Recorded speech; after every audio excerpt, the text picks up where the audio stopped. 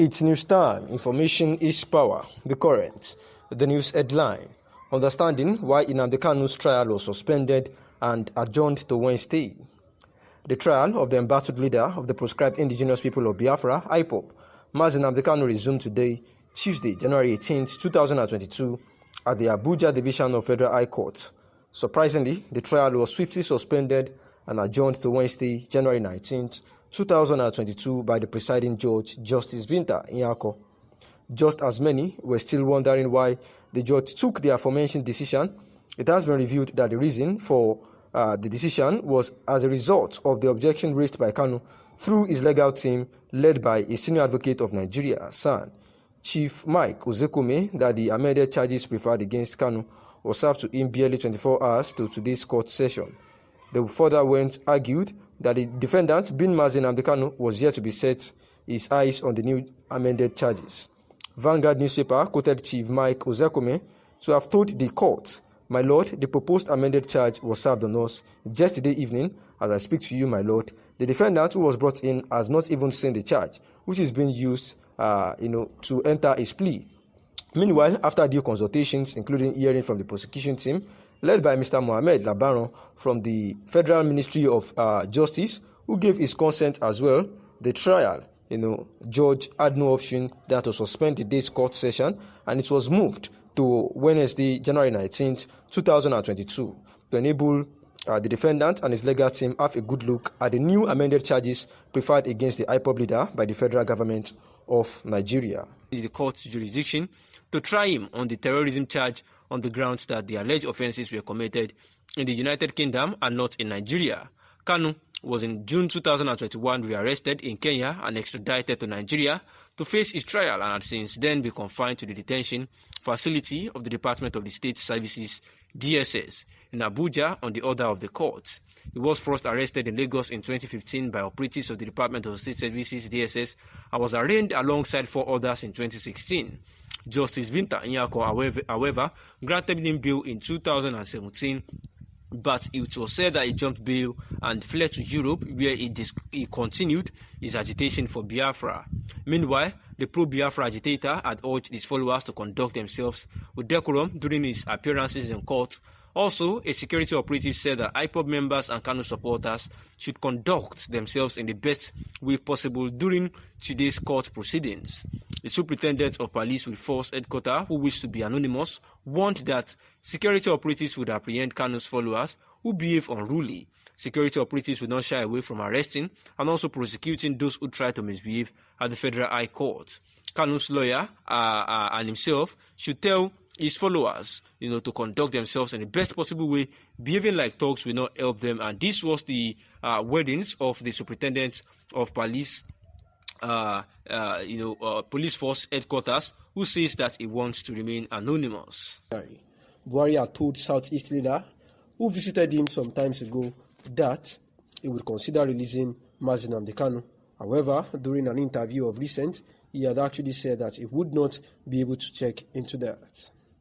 Also, the Independent National Electoral Commission, INEC, has said that it was going to constitutionally bound to register qualified political associations as political parties, where the INEC National Commissioner and Chairman Information and Voter Education Committee, IVEC, Festus Okoye, said this in an interview with Daily Trust, saying that this is as he also said that 101 political associations have applied to the commission to be registered as political parties ahead of the 2023 general elections.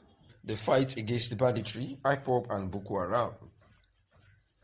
The Nigerian military troops, alongside local vigilantes, have, on several occasions, neutralized bandits, ISWAP terrorists in the northern part of Nigeria, and bombarded the camp of Ipob in the southeast Nigeria.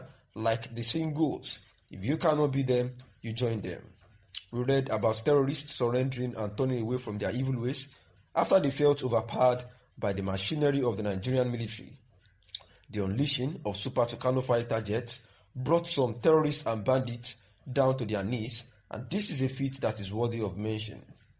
The story seems like a fairy tale, but we need to see the other side of the coin.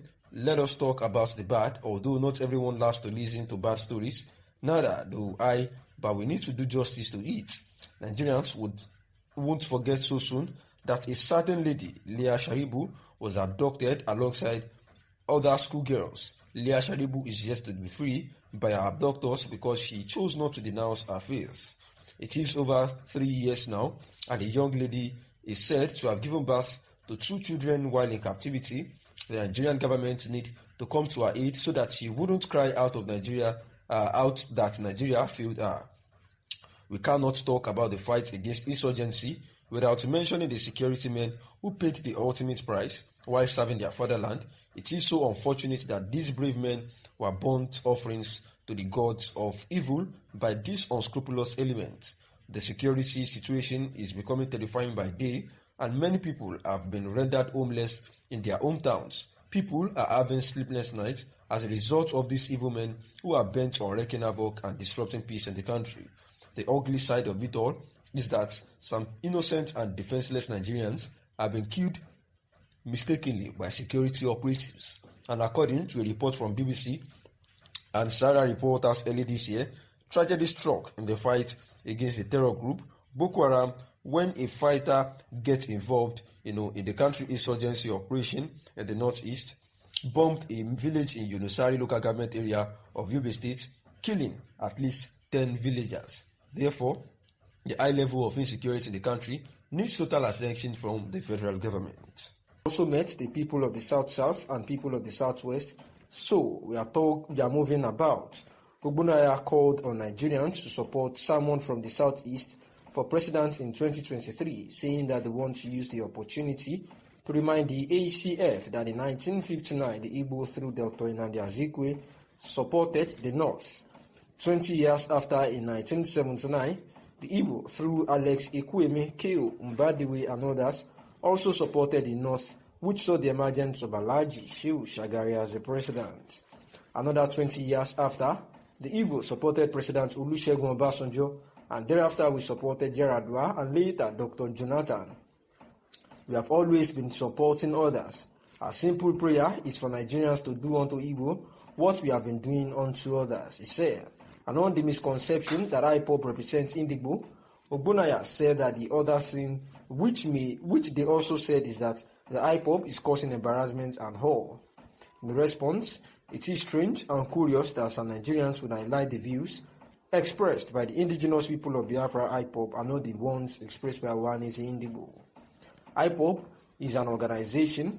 We have many organizations in Igbo land, saying that Nigerians should rather take the views of Ohaneze as representing the entire Igbo people, and says the nation captured the response through the ACF chief, Audu Ogbe, and also that of the spokesperson to the Ohaneze Indigbo via the chairman, who happens to make it clear that the Ipob does not represent the Southeast Ohaneze Indigbo.